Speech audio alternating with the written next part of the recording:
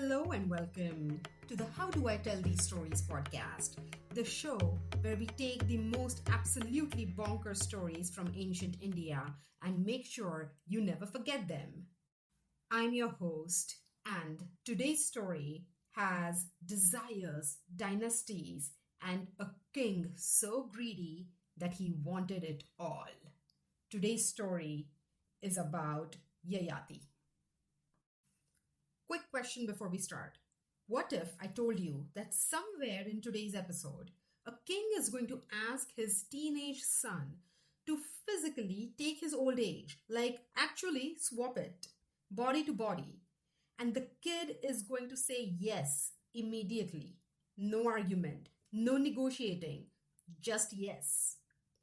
And what if I also told you that the other son, who said no to the same deal, the one who got cursed for it, his family ends up producing the most important person in the entire Mahabharata.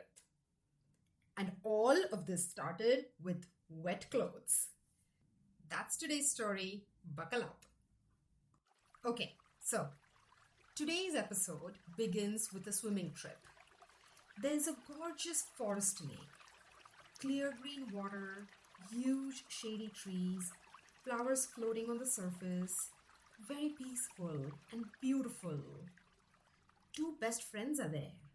Devayani, daughter of Shukra, the high priest, sharp, proud, knows exactly what she's worth and will remind you if you forget. And Sharmishta, the king's own daughter, confident, used to being the center of attraction in any room, very spoilt. They've been best friends for years, BFFs. They swim, they chat, lovely afternoon. A gust of wind comes along and scatters all the clothes on the riverbank. In the scramble to get dressed, Sharmishta grabs Devayani's clothes by mistake. That is it. That is the entire inciting incident of today's episode. You blink and a wardrobe mix-up has restructured ancient India. Okay, so Devayani and Sharmishta back at the riverbank, clothes exchanged, and that leads to a fight. What does Sharmishta actually say? She pulls rank, says Devayani's father is a court dependent. Basically, your dad works for my dad, which makes you the lesser one here. In a world they live, a king's daughter outranks a priest's daughter. Sharmishta knows exactly which button to press, and she presses it hard. And then she pushes Devayani into the well and walks away. One moment of emotions completely taking over, the friendship, the years, all of it cracked in 1 second. Meanwhile, nearby, Yayati. He's a Chandravanshi king. That's the lunar dynasty. We've heard so much about them. He's out hunting nearby. He peers into the well and sees Devayani, reaches down and pulls her out. It's love at first sight. They look into each other's eyes, fall in love completely. Soon, they decide they want to get married. Shukra, Devayani's father, the high priest, is absolutely livid about the well, but agrees to the marriage. Devayani has one peculiar condition of her own, though. Sharmishta has to come to the palace as her companion, as part of her household. The woman who humiliated her has to be present for every happy day of Devayani's married life and watch. Sharmishta's father, the king, agrees on the spot. Because here's the thing, Shukra isn't just a priest. His yajnas, his sacred fire ceremonies, are the reason the Asuras, the demon kingdom, is powerful at all. Saying no to Shukra is genuinely not an option. So Sharmishta packs her things and follows the woman she pushed into a well to her new home. Shukra is a powerful priest. Before the wedding, though, he pulls Yayati aside and says very clearly, Sharmishta is Devyani's companion now. You stay away from her. This is the deal. And that line does not move. So here's the situation now. Two best friends, one palace, one is the queen, one is her companion. And Yayati has made a very specific promise to Shukra about keeping those situations completely separate. Knowing the Chandravanshis, he is going to break that promise. The only question is how badly it goes when Shukra finds out. And the reality is, Sharmishta is not happy with the situation. This companionship has been forced on her, and she sees a way out. So she makes an actual argument. She says to Yayati that you're the king, you make the rules, and if I can be a companion to Devyani, sure, I can be your companion too. The moons pull, flawed individuals, messy lives. Yayati agrees to a secret relationship. 3 more children are born, to Sharmishta and to Yayati. 2 families, 1 palace. Devyani has no idea. It was only a matter of time. Until a morning walk in the garden. It's morning time and Devyani is out in the garden. Sunlit, beautiful, exactly the kind of open space where all the important things in the story seem to happen. And she hears one of Sharmishta's little boys run up and call Yayati father. Her heart skips a beat. She goes very still and walks straight to her father. Shukra had made the king promise. Yayati had looked him in the eye and broken every single thing he'd agreed to. Shukra is furious. And you know by now what happens when priests get furious. They curse. The permanent marker is out. You knew exactly what I said. You looked me in the eye and you did it anyway. Old age, right now, today, we are done here. This is the reason why everyone is scared of Shukra. Now Yayati, in the prime of his life, starts aging. Not slowly, right there.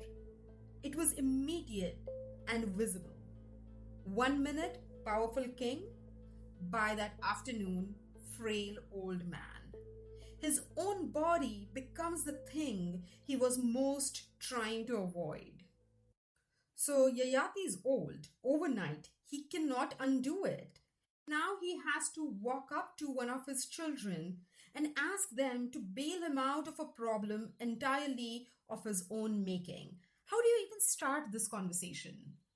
In this chaos, Yayati manages to negotiate one condition, one term. If one of Yayati's children willingly takes the old age and carries it in his place, Yayati gets his youth back. And when Yayati truly feels he's had enough, the youth returns to the sun. That's a tricky one. And we know better than anyone how hard it is to return any packages that come home. Well, Yayati did not have Amazon Prime and had no practice in returning packages on time. Okay, so Yayati has 5 children, 2 from Devyani, 3 from Sharmishta. He starts with Yadu, his eldest, the one who by tradition is supposed to step up for the family. Dad, old age takes everything. Your strength, how you look, how fast you move. Even the people who love you start treating you differently. I can't do this. I'm sorry. I can't. And look, Yadu is not being unkind here. He's actually the only person in that room who says the quiet part out loud. What it would genuinely mean for whoever takes this. He looked at the ass and said honestly, I can't. Saying no is a skill. So in my eyes, fair. The other three, Turvasu, Dhruyu, Anu, say no too, each with their own reasons. 4 sons, 4 no's. Yayati's sitting there like, hang in there, buddy. One of them has to say yes, except none of them are so far. And then Yayati turns to his youngest, Puru. Dad, whatever you need, take my youth. I've got you. But before Yayati disappears with his borrowed youth and does what he's going to do with it, let's just revisit the child who said no, Yadu. Yadu said no and got cursed for it. Yayati, furious, declared that his descendants will never be kings. His descendants are the Yadavs, cursed to never rule a kingdom. And his line gives us Krishna, the child who got pushed out, cleared the path for the most beloved figure in the entire Mahabharata, the wisest of all, the author of the Bhagavad Gita, Krishna. Back to Yayati. He's young again, and he has 1,000 years to do whatever he wants with it. So, what does he do? He feasts, massive royal banquets, the best food, music going all night. He travels across the kingdom. He holds huge tournaments and celebrations. Picture hosting the world's most elaborate cricket tournament, except every single year for 1,000 years. He keeps thinking, okay, after this 1 year, this one feast, after this one adventure, then I'll feel full. Then it'll be enough. Piece of cake, right? Just feel satisfied. Should be easy. 1,000 years pass. Still not full. Not even close. And then one day, walking through the palace, the garden, somewhere quiet, something just clicks. He thinks to himself, you know, wanting more does not go away when you get more. It gets bigger. It's like pouring fuel to the fire. You're not putting it out, you're feeding it. Thank goodness he got the wisdom. Okay, now keep your logical brain aside. Yayati goes to find Puru. Puru somehow, after 1,000 years, is still alive. And he says to Puru, take it back, your youth, it's yours. I didn't use it right, and I know that now. Be young again, be king, I'm done. The youth moves back. Puru is young again, and Yayati, with his age returned, stepping away from the throne, discovers that after 1,000 years of taking, giving something completely away, nothing kept back, nothing negotiated, is the thing that finally feels right. He spends his last years as a hermit. He lives a simple, kind life and earns his way into Swarga, the heaven, the realm of the gods, and joins Indra's court, the ultimate upgrade. And you know Indra. He is astute. He is not convinced about Yayati. Indra walks over very casually and then asks, is there anyone, Yayati, in all 3 worlds, the gods, the sages, the humans, anyone who equals you in merit and achievement? This is the moment. Yayati's done quite a few things right. The hermit years, giving back Puru's youth, and realizing that it was enough. He has to only say one thing, literally anything, except no. Predictably, Yayati says no. Just as Indra thought, and the merit drains all of it, just like that. Indra says simply, you dismiss the greatness of everyone without knowing their worth. It's gone. And Yayati falls from the heaven back toward earth. What a shame. Meanwhile, back on earth, Puru becomes king, and his descendants are the Kuru clan. And if you've heard of Mahabharata at all, those names are about to get very familiar. Dhritarashtra, Pandu, the 100 Kauravas, the 5 Pandavas, the massive war at Kurukshetra, 18 days, 2 huge armies, everything on the line. The Bhagavad Gita, that's the conversation when Krishna tells Arjun who he actually is. Right there on the battlefield, between the armies, before a single arrow is fired. All of that flows from Puru, the quiet son, the one who said yes. And Yadu, the one who said no, who got cursed, whose family was told they'd never produce a king. His descendants are the Yadavs. The Yadavs, you might know this name, or soon you will. They gave us the Krishna. 2 bloodlines split here. One becomes the great warrior family of Mahabharata, the other gives us Krishna. Puru is Sharmishta's son, and Yadu is Devyani's. And it all started with a gust of wind on a lake. That's it for today. Until next time, remember, every great story has a story behind it.